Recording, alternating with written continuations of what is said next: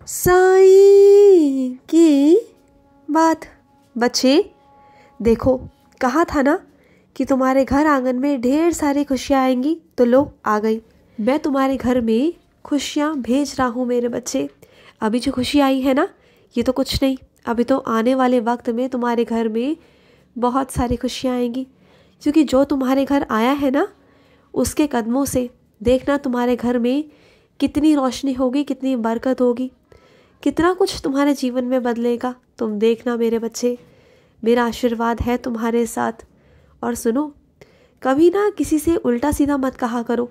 चाहे तुम्हें कितना भी गुस्सा आए, चाहे कुछ भी हो जाए ना, कभी किसी से कुछ गलत मत कहो, गलत शब्दों का प्रयोग मत करो। क्योंकि यही गलत शब्द ना किसी को चुभ सकते हैं, और शब्द के तीर ना कभी अंदर से जाते नहीं, कभी नहीं जाते। तो हमेशा जिसको भी बात करो, जिसको भी कुछ कहो ना, तो सोच समझ कर, चाहे तुम कितने भी गुस्से में हो। पता है क्या है, तुम्हारा गुस्सा बिल्कुल भी ना तुम्हारे हाथ में नहीं होता, नियंत्रण में नहीं होता। अपने गुस्से पर थोड़ा सा काबू करो।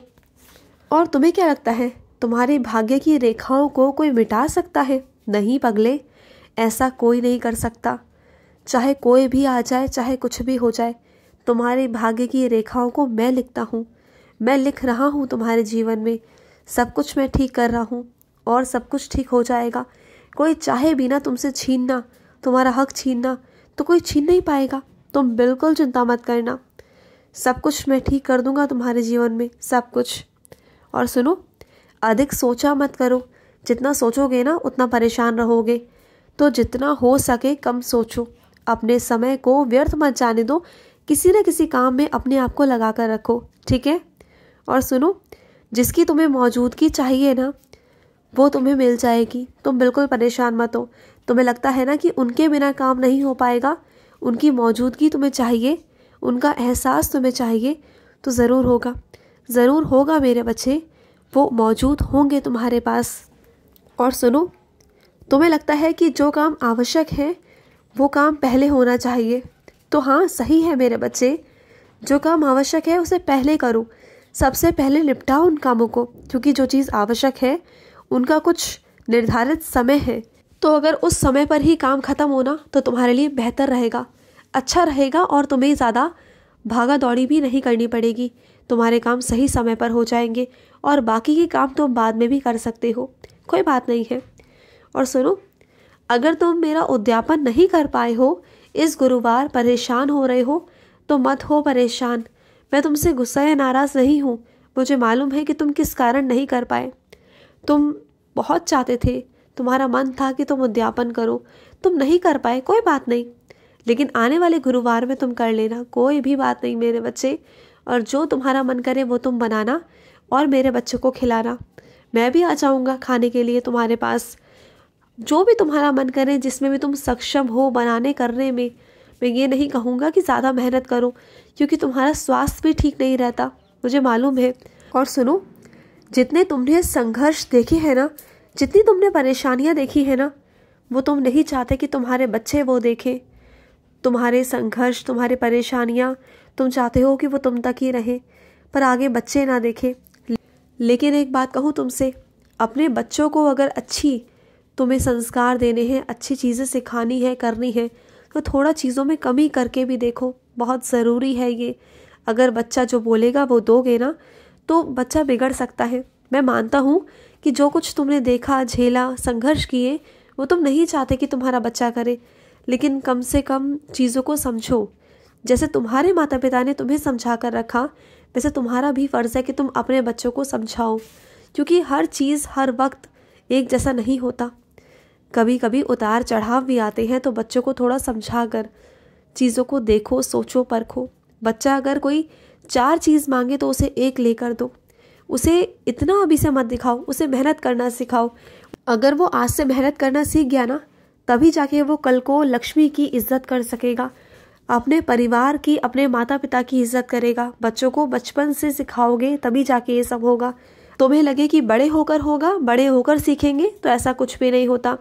बचपन से जो तुम सिखाओगे, जैसा एक तना, एक छोटा पौधा होता है ना, उसमें जैसे तुम देखभाल करोगे, जैसे बीज बोओगे, जिस तरीके से उसकी सींचोगे, देखभाल करोगे ना वो वैसा ही हो जाएगा। तो बच्चे भी ऐसे ही छोटे कोमल पौधे की तरह होते हैं। उनकी जैसे तुम देखभाल करोगे, जैसे तुम संस्कार दोगे, जैसे आदतें डालोगे ना, बच्चा वैसा ही बन जाएगा।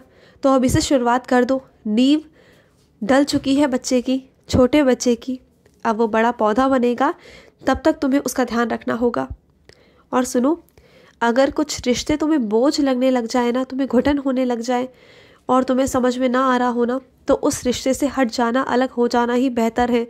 क्योंकि रिश्ते के बोझ को तुम कब तक ढोगे, कब तक? और अकेले ही तुम कर रहे हो, सामने वाला नहीं करना चाहता तो तुम क्यों कर रहे हो?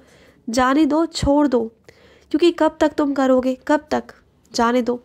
क्योंकि तुम कितना ही चल लोगे, और अब तक तुम ही तो करते आए हो। सामने वाला तो कुछ भी नहीं करना चाहता, कुछ भी नहीं चाहता वो तो जाने दो, छोड़ दो। तुम भी इस घुटन से बाहर निकल जाओ, बिल्कुल निकल जाओ। और सुनो, चीज़ें बदल रही हैं, रास्ते बदल रहे हैं और तुम्हारी जगह भी बदल रही है। इसका मतलब ये नहीं कि तुम्हारे साथ कुछ बुरा हो रहा है, बल्कि तुम्हारे लिए कुछ अच्छा ही सोच रहा हूँ मैं, अच्छा ही कर रहा हूँ। तुम्हें लग रहा है कि बाबा ये आप क्या कर रहे हो, लेकिन ये जो कुछ भी हो रहा है वो तुम्हारे भले के लिए हो रहा है। चीज़ें बदल रही हैं तो तुम्हारे भला है उसमें, मेरा भला नहीं है, तुम्हारा भला है। क्योंकि मैं तुम्हारा कुछ अच्छा चाहता हूँ, कुछ अच्छा करना चाहता हूँ तुम्हारे जीवन में। क्योंकि तुम एक ही जगह पर स्थिर हो गए थे, तुमने उन्हीं सब चीज़ों को अपना मान लिया, अपनी सोच से, अपने मन से। लेकिन मैं तुम्हें और भी कुछ दिखाना चाहता हूँ। मैं चाहता हूँ कि तुम दुनिया देखो, दुनिया को समझो, परखो, तुम आगे निकलो। दुनिया में क्या क्या है ना, मैं तुम्हें सब चीज़ दिखाना चाहता हूँ। और क्यों ना दिखाऊं, तुम्हारा हक है जीने का, तुम्हारा हक है खुशियों पर। मैं तुम्हारी खुशियाँ, तुम्हारे हिस्से की खुशियाँ मैं तुम्हें देना चाहता हूँ, तुम्हें बहुत सारा आशीर्वाद देता हूँ। और सुनो, तुम्हारा मन है ना कि वैष्णो देवी जाने का, तो जाओ ना, किसने रोका है तुम्हें? वैसे भी माँ भगवती की तुम पर बहुत कृपा है और हमेशा से रही है ना? तो जाओ, तुम्हारे पास जो कुछ भी है ना वो सब कुछ उनका दिया हुआ है, तो जाकर उनका आशीर्वाद लो। सोचा मत करो, जाने के बारे में कभी सोचो मत। ईश्वर के पास जाने के लिए ना पैसों के बारे में सोचो, ना वक्त के बारे में सोचो। जाओ, अगर ईश्वर का बुलावा है तो जाओ। क्योंकि ईश्वर भी ना हर किसी को नहीं बुलाते। अगर तुम्हें बुला रहे हैं यानी कि तुम उनके खास बच्चे हो। वो तुम्हें और आशीर्वाद देना चाहते हैं और तुम्हें निखारना चाहते हैं, बनाना चाहते हैं, तुम्हें देना चाहते हैं, अपने भंडारों में से तुम्हारी झोली भरना चाहते हैं। तभी तो वो तुम्हें बुला रहे हैं।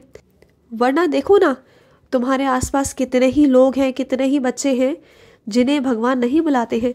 वो चाहे भी ना तो जा नहीं पाते हैं, जाते जाते रुक जाते हैं। लेकिन तुम्हें बुला रहे हैं तो तुम्हें जाना चाहिए। अपने आप को खुश नसीब समझा करो, ठीक है? और सुनो, ठंड में ठंडे पानी से मत नहाओ, ये बहादुरी नहीं है मेरे बच्चे। इसलिए कह रहा हूँ कि तुम ना आराम से गर्म पानी से नहाया करो मेरे बच्चे। बहादुरी नहीं है ठंडे पानी से नहाना, इस बात को समझो। कल को अगर बीमार हो गए तो क्या करोगे? हाँ, इतनी तुम्हें किसी को दिखाने की ज़रूरत नहीं है कि तुम बहुत बहादुर हो, तुम ठंडे पानी से नहा सकते हो। ये मत करो, बिल्कुल भी मत करो अपने साथ। शरीर तुम्हारा है ना, खराब होगा तो कल को तुम्हारा होगा ना, तो क्या हो जाएगा इससे, बताओ? और सुनो, तुम्हें जो फल पसंद है ना वो मैं तुम्हारे लिए भेज रहा हूँ, उसे खा लेना, वो तुम्हारे लिए ही होगा। समझ आया तुम्हें? तुम ही खाना उसे, क्योंकि वो तुम्हारे लिए होगा। और सुनो, तुम जीत कर वापस आओगे। तुम जिस प्रतियोगिता में भाग ले रहे हो ना, वहाँ से तुम विजयी होकर वापस आओगे। विजय ही भवा मेरे बच्चे। मेरा ढेर सारा खूब सारा आशीर्वाद है तुम पर, बहुत सारा आशीर्वाद। वहाँ से जीत कर ही वापस आना। तुम्हारे बाबा का जो आशीर्वाद है तुम पर।